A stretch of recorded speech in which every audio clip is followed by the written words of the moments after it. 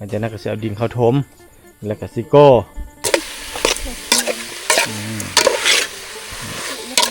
ครับเอาน้ำสิทีมงานเราช่วยกันเต็มที่ลงเลยลวกนี่เมนูทุกท้ายนี่เนาะ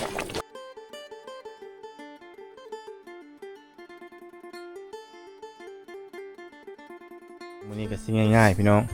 ง่ายแต่ก็แซ่บอยู่ได้แหละนี่กระดูกข้างหมูเราซื้อมาเรียบร้อยเนาะนี่เฮามาเข้าเพื่อสิตำเป็นข้าวเบื่อเนาะใส่ในแกงนี่อันนี้คือหมักฟักนี่หมักฟักหรือว่าบางคนเอิ้นมากอีกสังก็ว่าเฮาก็ฟักตัวเอิ้นหมักฟักแต่ว่าบ้านสามสาวจะเอิ้นมากอีหยังบ้านอีหยังบ้านเจ้ากระเดกกระเดกด้วยอันนี้ก็เอิ้นกระเดกคือกันเนาะโอ้กระเดกแปลว่าหมักฟักนี่พี่น้องเนาะบ่แม่นหมักอื้อได้นี่ได้ถ้าหมักอื้อนั่นนี่เหลืองๆนั่นหมักอื้อนั่นตัวเหลืองนั่นหมักอื้ออันนี้เอิ้นหมักฟักสอนเมนูน้องเพิ่นเฮ็ดในระหว่างที่รอทีมงานเฮาก็บ่ได้นิ่งนอนเฉยเนาะถือว่าบ่ได้พักเลยเวียกก็ได้เดินไปเรื่อยๆเนาะบ่เฒ่าเนาะนี่เพิ่นกำลังเฮ็ดมัดเหล็กเพื่อจะเทคานหลังจากเพิ่นเทฝาซาวเรียบร้อย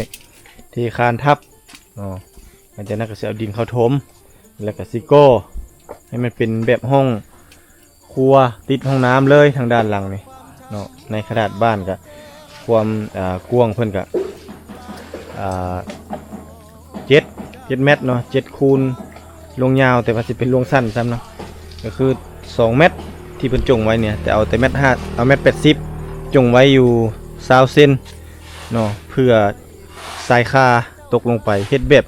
ประหยัดมัธยัติกับว่าแม่นเนื่องจากสภาพความเป็นจริงก็คือเนื้อที่ดินเฮามันบ่เพียงพอพี่น้องเนาะอันนี้เฮาก็ขอซื้อเพิ่นได้ซ้ำนี้เฮาเก่าซ้ำนี้และทางด้านนี้เฮ็ดเป็นต้นน้อยๆแล้วธิดาเด้อมาเบิ่งทางด้านนี้มาอัปเดตไปฮอดใส่แล้วสำหรับทีมงานโบกเฮานี่เนาะปูกะโลเฮานี่สร้างเสียงเร่งงานเนาะถือว่าใกล้แล้วใกล้จะเสร็จสิ้นใกล้จะสำเร็จแต่ตัวที่จะจงไว้นี่ต้องได้เฮ็ดตามหลังแม่นบ่ตัวนี้ก็คือต้องได้ตัดก่อนเนาะเพราะว่าอันนี้เฮาเอาตามขนาดเพื่อบ่ได้ตัดหลายแล้วก็ให้มันงามเนาะนี่พี่น้องนี่สร้าง2คนนี่ซื่อเลยผู้หนึ่งแผนกก่อยปูนเนาะผู้หนึ่งแผนกปูกระเบื้องปูกะโลนี่จะเริ่มเป็นหูเป็นห้างแล้วได้แบบนี้เลยเริ่มเข้าที่เข้าทางแล้วนี่สิประมาณนี้พี่น้องงานเร่งงานด่วนรวดเร็วทันใจ กับทีมงานสร้างเฮา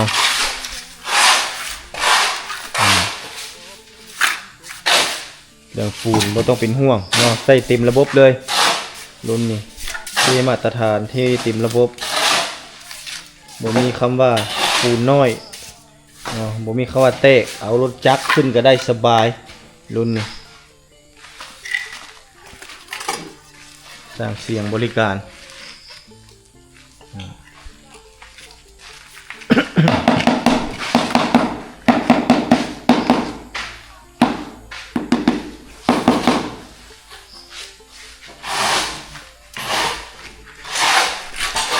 ตัวนี้นี่บ่ยาก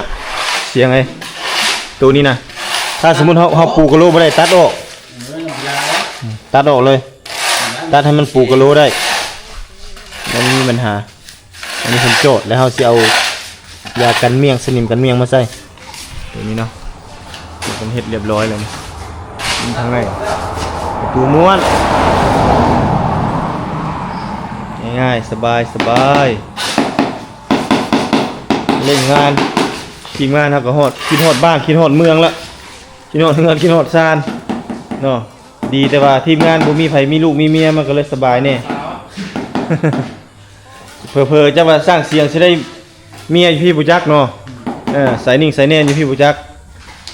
อยู่ทางบ้านตุ้มลีพี่ผู้จัก ไปหาลมเอาแถวนี้แล้วก็ได้เมียแถวนี้แล้วก็เฮ็ดให้เฮ็ดสวนแล้วก็เจ้าแถวนี้แล้วก็แล้วเนาะเสียงเนาะ เวลารถผ่านเวลารถแล่นผ่านวูดรถเป็นบนทำเลคักเด้พี่น้องเอ้ยเนาะรถไกลไปไกลมาสะดวกสบายขายเครื่องอยู่นี่สบายเลยทางด้านหลังเฮ็ดเวียกอย่างบ่หยุดยั้งเร่งงานด่วนเนาะเป็นงานด่วนงานเร่งคักหลายพี่น้องได้สัมผัสกับบรรยากาศท้องฟ้ามีเมฆมีหมอกมีป่าไม้สีเขียวในยามฤดูฝนบรรยากาศดีวิถีชีวิตคักเหมาะสมกับสามสาวแล้วนี่มีแต่นางเอกเฮานี่แล้วมาเฮ็ดอยู่เฮ็ดกินแต่ละมื้อนางเอกผู้เป็นเอื้อยนี่แหละพี่น้องเฮ็ดกินดุพวกนี้ฟันเอาถึงหน้าจะโค้งให้พาตัวนึงไปใส่หมดแล้วว้าคมหมดแล้วเรียบร้อยเลยพวกนี้ซอยซีนหมูบ่ได้ละคมหมดเลยพี่น้องอีกหัวหนึ่งพออันนี้กำลังสอนน้องสาวเพิ่นเฮ็ดกินเมื่อกี้เพิ่นไปซอยมันบ่แม่นอันเมนูอันนั้นให้ไปซอยเอาไว้โอเคตัดครึ่งโอเคสำนั้นแหละเมนู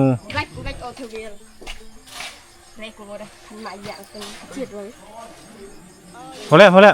วพอดีโอเคสำนั้นใส่นะเอาหม้อนั่นแหละหาเนี่ยไว้นี่คั่วเด้เขาสิคั่วเด้หมกเพชรเด้ตามหมกเพชรก่อนเอาให้วัฒนาไปล้างอันนี้นี่อันนี้ฮะเอาหมักฟักนำมาใส่นี่ล้างคักหรือบ่ล้างแล้วเอาหมักฟักมาใส่วัฒนาไปล้างหมกเพชรล้างผักหอมตัวนั้นไป มื้อนี้สิเป็นผู้ช่วยก็คือผู้บอกเนาะสิบอกเอามื้อนี้ให้น้องสาวเพิ่นเป็นคนเฮ็ดโอเคกันทำไมจ้ะของอ้ายนี่แหละอ้ายกินบ่หมดได้อยู่ในตู้นะกินเบิ่งซิมเบิ่งแซ่บบ่ใส่นั่นแหละบานบ่ในตู้ได้ยังถุงนึงได้แล้วก็กินอันนั้นก็ได้จะฟ้าไปคั่วได้ห้ามะพริกก่อนจนไฟบ่ได้เป็นไงเทมันมาเอาล้างมะพริกก่อนล้างมะพริกตามก่อนกับกระเทียมไม่ต้องไปล้างมากูจะเอาเลยเหรอมาตรงนั้นนะงานหมอกกระเทียมโบราณมันได้กระเทียมเลยเอามาเลยกระเทียมโอเคนี่โซนพี่น้องคนมันหลายเด้ต้องแกงได้หลายจังพอกินเนาะนี่คือซีนหมูนี่ก็หลายทอดกระเซบได้ซีนหมูนี่ได้เราทอดกระเทียมกระเซบซีนหมูเกือบคากๆละทอดเนาะเจ้าเนาะยอดเลยแหละนี่หรือว่าสิเบ่งออกครึ่งหนึ่งบ่ให้ทอดกระเทียมบ่เฮ้ยเอาไว้เนาะเอาไว้เอาล้างเลยบ่ล้างมัดหนึ่งไว้แล้วก็มัดหนึ่งจงไว้โอเคไปเจ้าล้างหมกเพชรมาก่อนประมาณจะ6-7 มากสากกับโคกกับสากอยู่ใส่นอเฮ้โอ้สายเปียกก้นแล้วบ่นี่โอ้โหแมงอีสังนี่เอาสากเด้นี่สากลงเอาไปอยู่กับไม้บ่อนไว้สากของเพิ่นก็เลยบาดบังไฟตะไลวูดมาเลยเนี่ยเอ้าซัดมาแล้วมาใส่ไปครัว4-5 คนซอยไปที่โซนน้องๆเพิ่นเป็นนี่เห็นบ่ใช่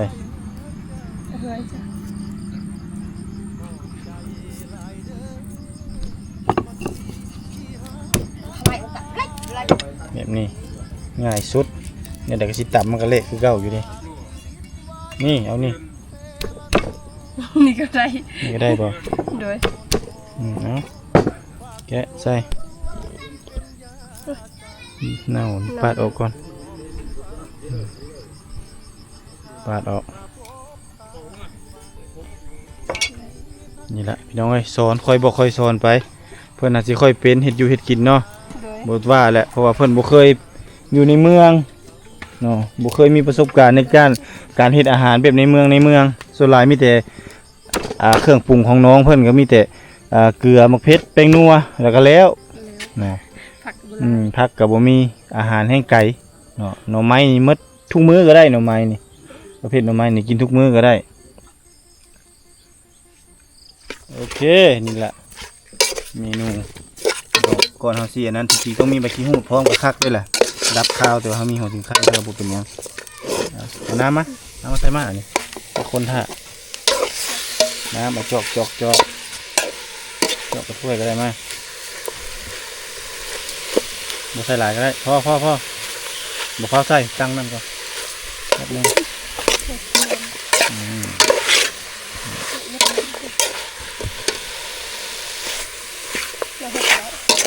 เห็นบ่นะคนมันเคยเห็ดแล้วมันอยากจับเลยอยากจับอยากบายโลดนี่ยังว่าอันไม่ยังนี่ดินบ่ ดิน เราบ่มีตั้งมีติ่งเลยมีตั้งมียังพอได้อย่างนั้นไปเอาได้ไหมอยู่ในตู้นั่นวัสนาเล่มกินอยู่น้อยๆเดียวก็ไปเอาในตู้นั่นถุงนึงนั่นในตู้น่ะเขาไปเอาโลดกินโลดละยากอะเอามาปั่นเอื้อยกินนะจะไปตำข้าวเบื่อท่าบ่นี่เงี้ยงเอาน้ำเอาข้าวเบื่อออกบ่ให้มันมีน้ำมาตัวนี้สิคนเขาล้นท่าข้าวเบื่อลูกนก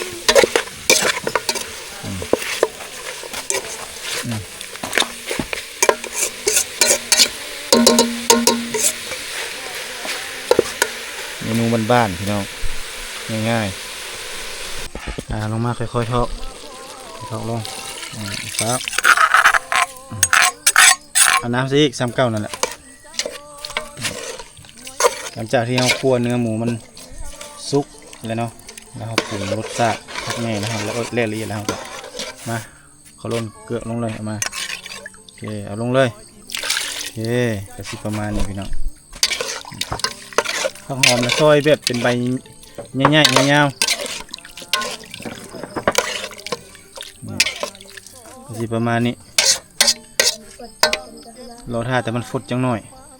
แล้วก็ค่อยเอานั้นลงตามหลังเนาะตัวนี้ไว้ตบท้ายอันนี้เราก็ใส่จาก ใส่เบ็ดเลยว่า ครึ่งหนึงก็ได้ ความใหญ่ยุ่ง ตัวใดโอ้อันตรายได้ยุงป่าเลยมีบ่ยาอุ่นยุงแต่ยาอุ่นยุงไปใส่ยาอุ่นยุงเนาะเอาให้น้องไตดูโอเคใส่ต้นนั่นนะโอ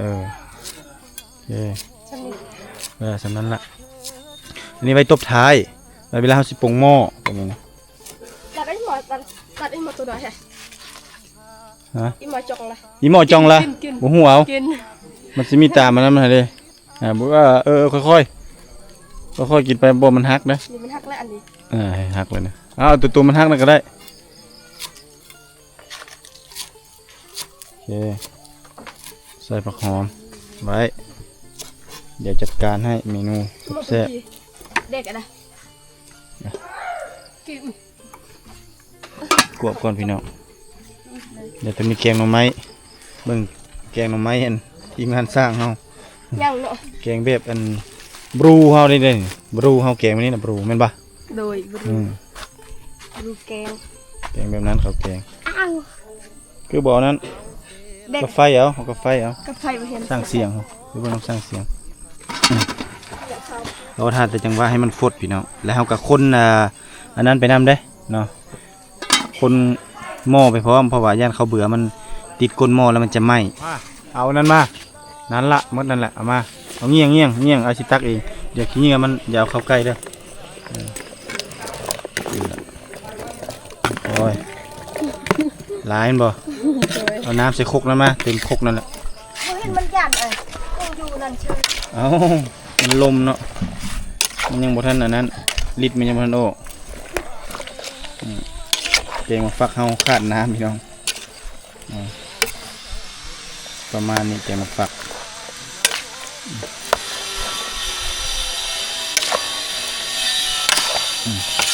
ลงเลย โอเคพ่อบัดนี้เรื่องบัดนี้เกมมักฟักเกมมักต้นเขาจะเอิ้นเนาะมักฟักมักต้นอันเดียวได้ประมาณนี้เนาะฝีมืออาหารจานเด็ดวันนี้เมนูพิฆาตเกมมักต้นใส่กระดูกหมูใส่หม้อ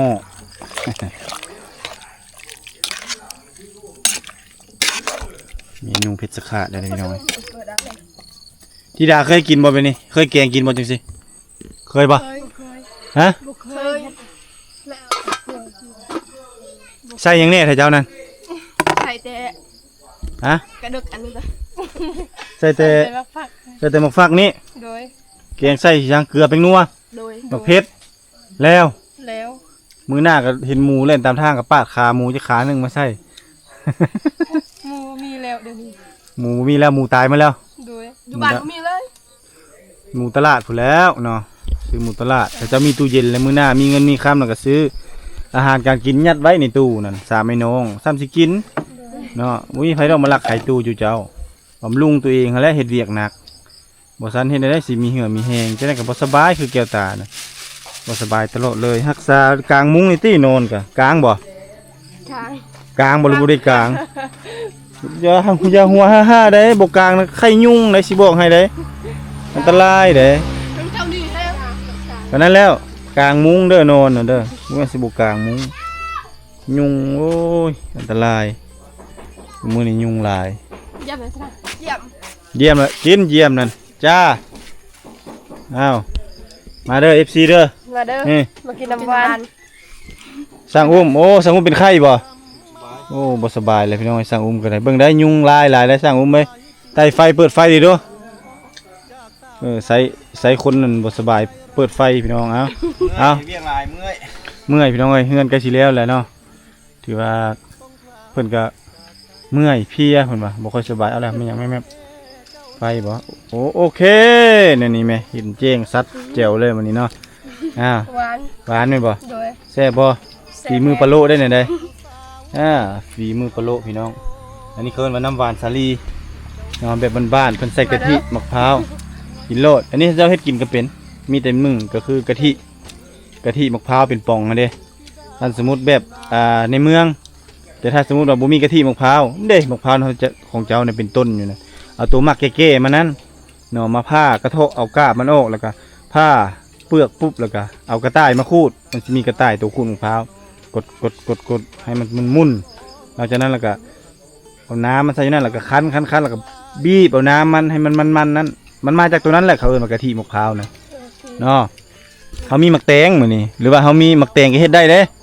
เนาะหมักแตงเขาก็ต้องเคี่ยวน้ำตาลซะก่อนหมักแตงเนาะเอาน้ำตาลนี่เห็นบ่ตัวเป็นเม็ดนี่เนาะทอกลงใส่หม้อกระทะแล้วก็ค้างใส่ไฟเนาะหลังจากนั้นแล้วก็เคี่ยวเนาะเคี่ยวให้มันแบบเป็นน้ำเหลวๆโลดเฮาทอกน้ำใส่นิดนึงเนาะให้มันเหลวๆเป็นน้ำมาเด้เป็นน้ำตาลนะเด้น้ำตาลสดนะเนาะหลังจากนั้นเฮาก็ทอกคั้นเอาน้ำมะพร้าวนี่คั้นเฮาบ่มีเงินซื้อกะทิคั้นเอาน้ำมะพร้าวนี่ก็คือมันเป็นน้ำหน้ามันตัวนั้นเนาะแล้วเฮาก็เอาหมักแตงนั้นมาใส่เนาะหมักแตงจากกะทิไหนจากกะทิ เฮาเอานั่นก่อนเอาน้ำตาลที่เฮาเอาน้ำใส่ในได้น้ำตาลได้ให้มันเอาให้เจ้าซิมรสชาติเบิ่งว่าโอ้โอเคมักซำนี้แหละความหวานมันน่ะแล้วก็มาเทใส่นี้เอามาเทใส่นี้แล้วก็อันนี้คือเฮ็ดกะทิหมักแตงเด้อนี่เด้อ โดย แล้วก็หลังจากนั้นแล้วก็เอาน้ำตาลที่เฮาคั้นมาใส่เนาะแล้วก็เอาหมักแตงลงใส่แล้วก็คนแล้วก็ตบท้ายด้วยกะทิให้มันเป็นหน้านั้นเนาะแล้วมันก็สิเป็นหน้านั้นแล้วก็ซีเบิ่งง่ายๆแซ่บเนาะอันนั้นเมนูที่1เมนูที่2ก็คือเฮ็ดอันนี้มื้อนี้เฮาต้องไปต้มซะก่อนตัวนี้เฮาต้องไปต้มสาลีให้มันสุกเนาะใส่น้ำแล้วต้มเฮาก็ปาดก่อนเด้บ่แม่นต้มเป็นหน่วยเด้ปาดคักๆเนาะแล้วเฮาไปต้มค้างหม้อเนาะให้มันตามระดับที่เฮามักนี่แหละหลังจากนั้นเอาน้ำตาลลงใส่แล้วก็ซิมเบิ่งโอ้หวานๆแล้วเนาะแล้วก็สุดท้ายก็มีแต่ตบท้ายด้วยกะทิมะพร้าวนั่นแหละลงจวดใส่แล้วก็กินได้นี่เห็นบ่นี่ถ้าเจ้าอยากใส่สังคูก็ไปต้มสักครู่เนาะบ่ต้มก็เฮาใส่ในนั้นเลยก็ได้ล้างคักๆเนาะล้างให้มันสารพิษสารเคมีที่เขาเจ้าผลิตมาน่ะให้มันออกล้าง 3-4 น้ำก็ได้ หลังจากนั้นก็ไปเซ่ไว้เซ่ให้มันเป็นตาเตกตาเป็นตุ่มเนาะหลังจากนั้นก็เอาลงในหม้อนั้นคือเก่าคือกันนี่เห็นบ่นี่มันจะมีอยู่นี่แล้วก็แซ่บง่ายๆเมนูนั่นบ่ยาก มา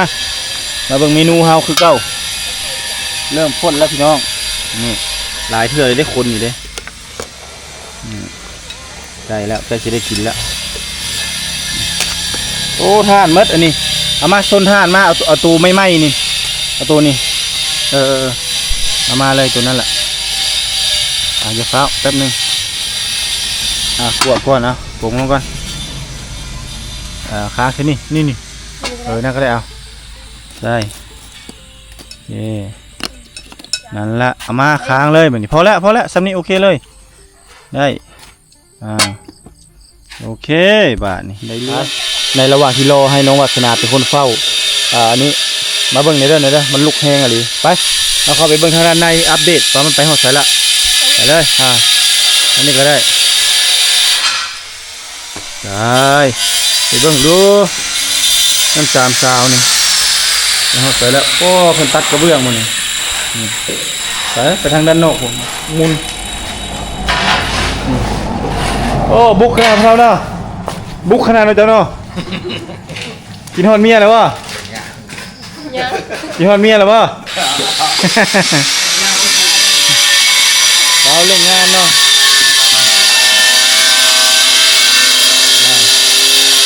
ทีมงานเราช่วยกันเต็มที่ทางนี้กำลังตัดกระเบื้องเนาะ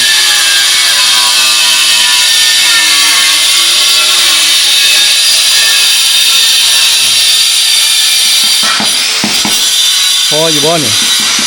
พอซ้ำบ่ซ้ำปูนคือบ่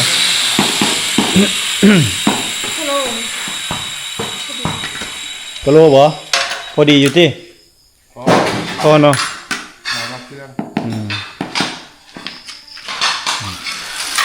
ต้นนี้ก็ใกล้จะเสร็จทักทีใกล้จะเข้าหุบเข้าห้างแล้วพี่น้องมีแต่ปัดกวดกระคักแล้วก็ซื้ออันถูพื้นมาถูใส่มืออื่นก็ใส่ยาแนวตัวนี้ใส่ยาแนวแล้วมาถูคักก็นอนเย็นได้สบายแบบนี้ยุ่งยากเนาะมือได้ชิดทาสีนี่ก็ให้ในสร้างนอนก่อนก็ได้เลยให้มานก่อนป่ะยี่ว่าได้เฮ็ดเงินแล้วเอาผัวเลยบ่เป็นที่เดี๋ยวไป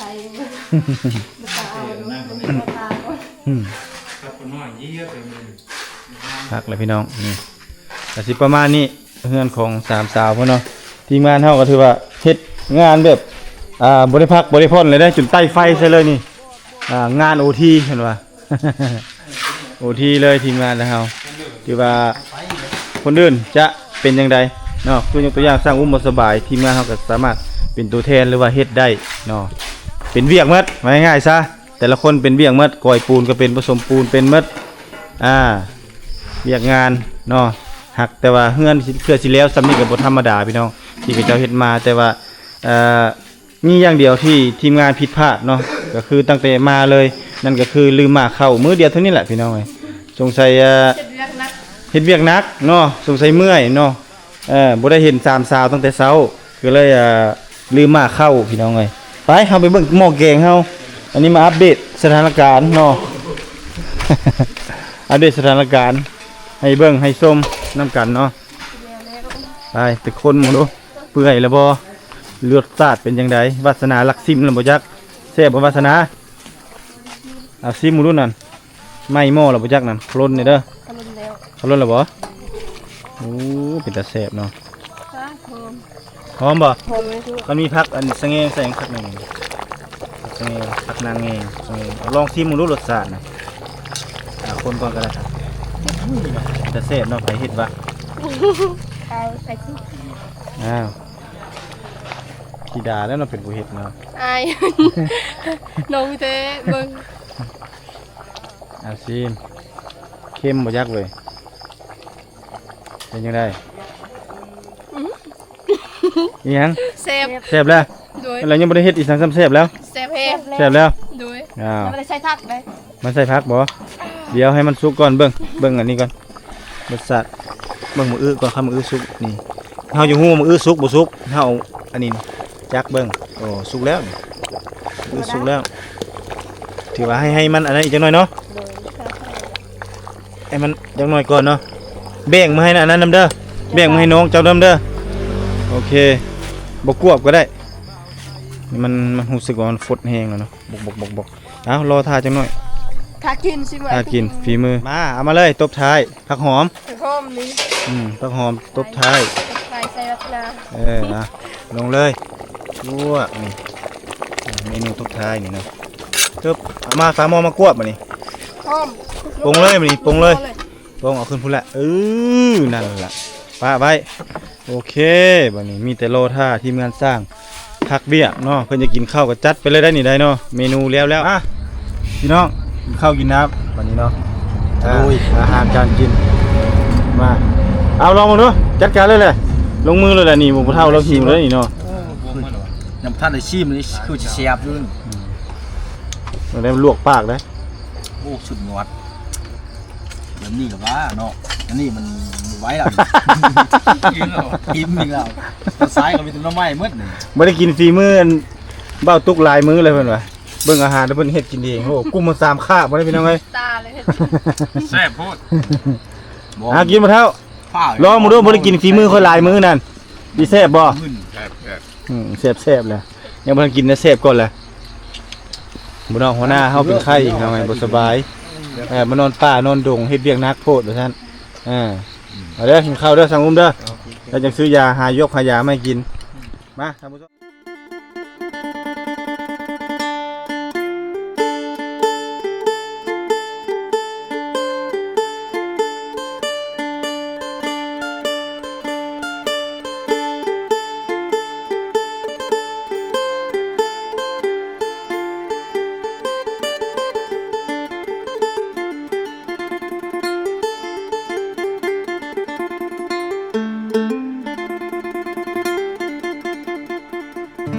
ไอหอบความช้ำมา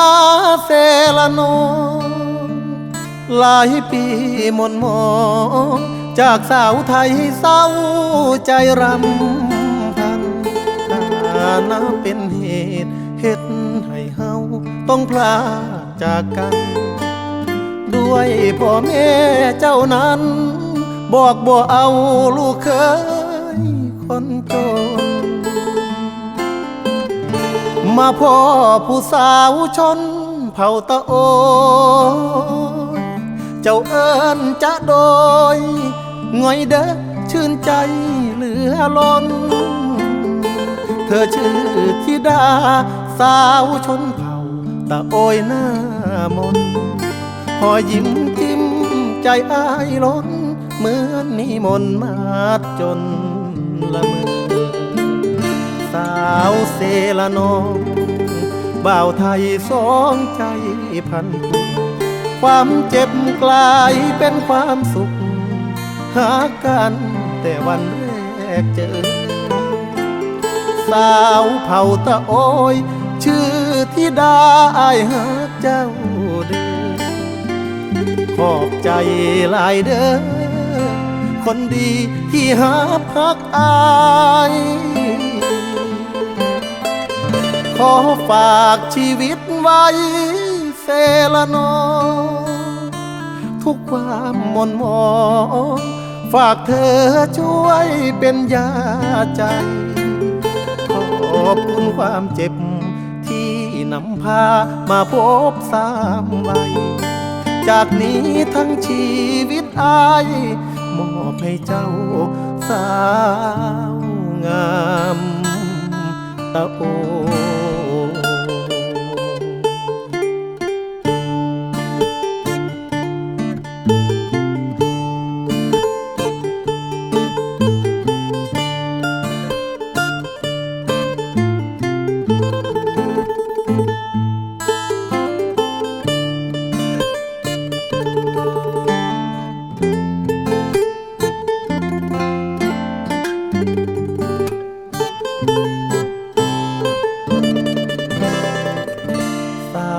เซละนองบ่าวไทยสองใจพันผูกค ความเจ็บกลายเป็นความสุขหากันแต่วันแรกเจอสาวเผ่าตะโอยชื่อธิดาอายหักเจ้าเด้อขอบใจหลายเด้อคนดีที่หักอายขอฝากชีวิตไว้เซละนอทุกความหม่นหมองฝากเธอช่วยเป็นยาใจขอบคุณความเจ็บที่นำพามาพบสามวัยจากนี้ทั้งชีวิตอายมอบให้เจ้าสาวงามตะโอ